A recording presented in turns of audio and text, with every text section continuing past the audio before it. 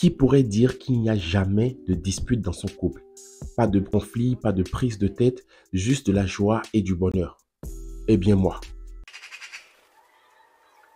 Non, mais je rigole. La vérité, c'est que tous les couples se disputent. Le plus important, c'est d'apprendre à gérer les moments de dispute. Aujourd'hui, justement, nous allons apprendre à le faire. Je vais vous donner 4 conseils pour mieux gérer les disputes et aussi des exercices à faire ensemble pour apprendre à gérer ces moments de tension. Maintenant, installez-vous confortablement, prenez de quoi noter s'il le faut et bienvenue dans cette nouvelle vidéo.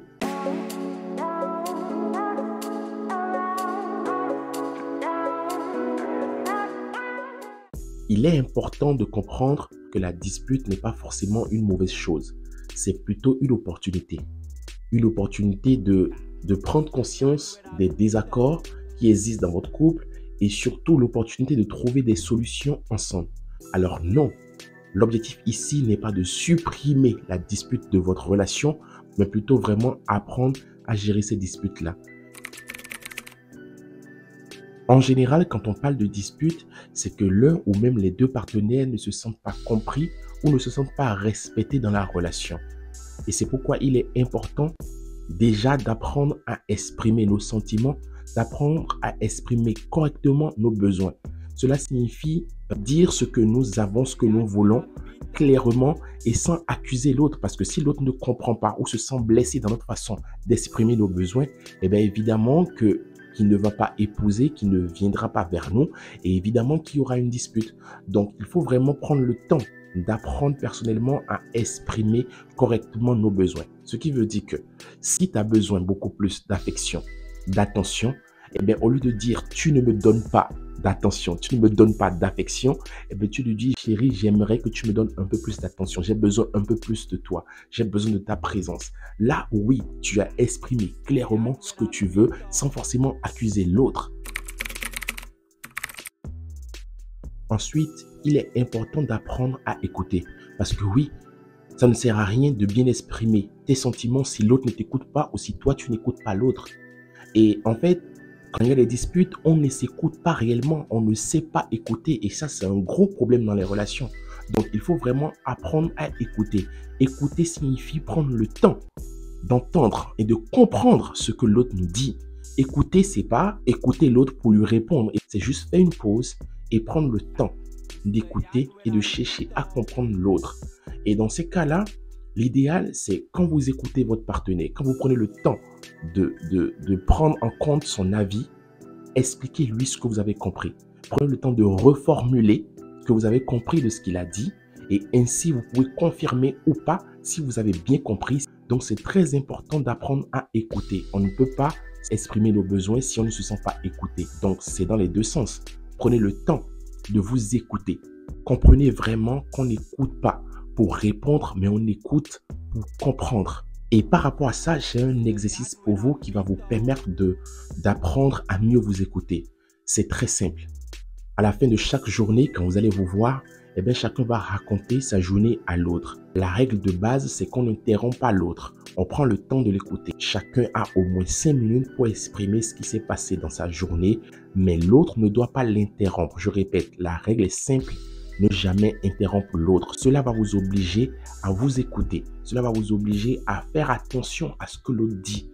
Et vous pouvez vous exercer à poser des questions pour mieux comprendre l'autre, pour mieux comprendre les sentiments de l'autre. Et voilà le premier exercice que vous pouvez faire en couple déjà pour apprendre à vous écouter, exprimer ce que vous ressentez, exprimer correctement vos besoins.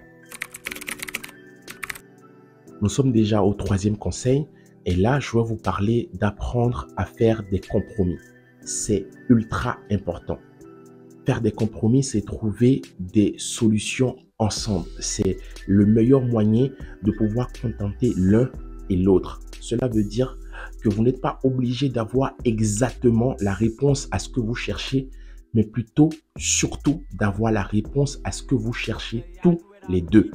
C'est très important. Trouver un compromis dans une relation, c'est de trouver le juste milieu, l'équilibre pour les deux partenaires, sans frustrer l'un ou l'autre. Ok? Ça demande de l'exercice, du travail, le temps de discuter vraiment ensemble et de vous dire, bon, ok, par rapport à cette situation, qu'est-ce qu'on peut faire ensemble pour que tout le monde soit content? Je répète, il est important de trouver l'équilibre entre ce que vous voulez et ce que veut votre partenaire. C'est ce milieu-là qui représente le compromis.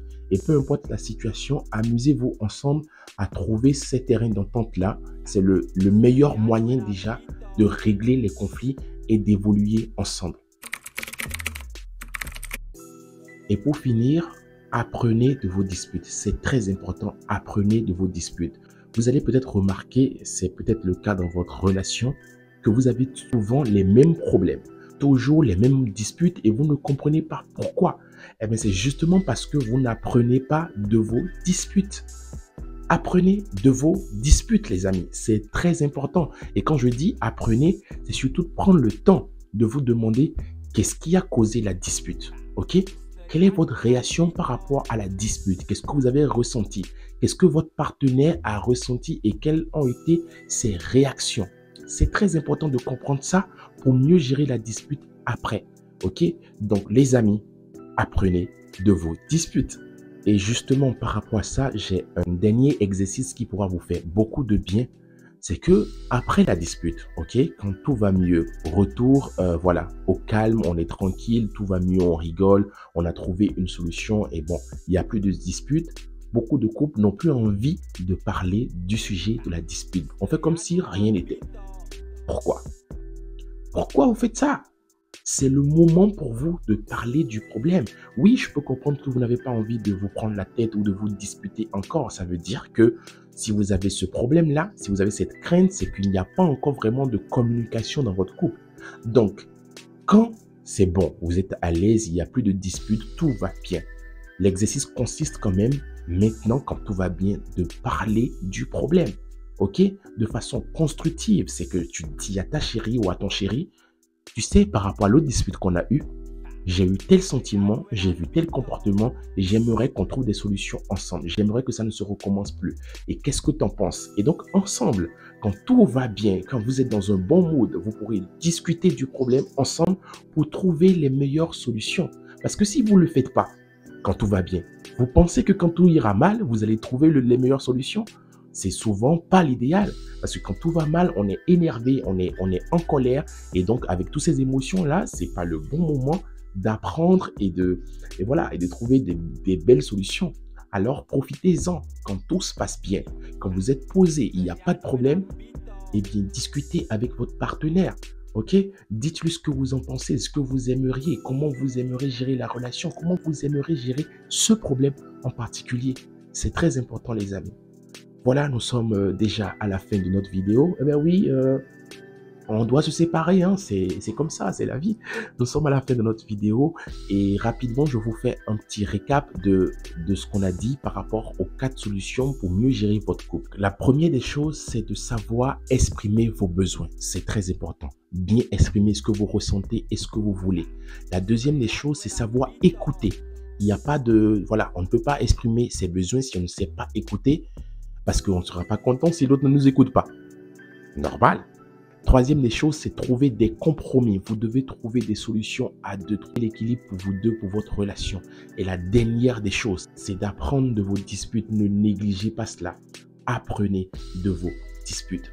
Voilà, c'est bon. Nous sommes à la fin, complètement à la fin de cette vidéo. Et j'espère que cette vidéo vous aura plu, que vous avez appris, vous avez noté quelques petits détails, quelques trucs qui pourront vous aider dans votre relation.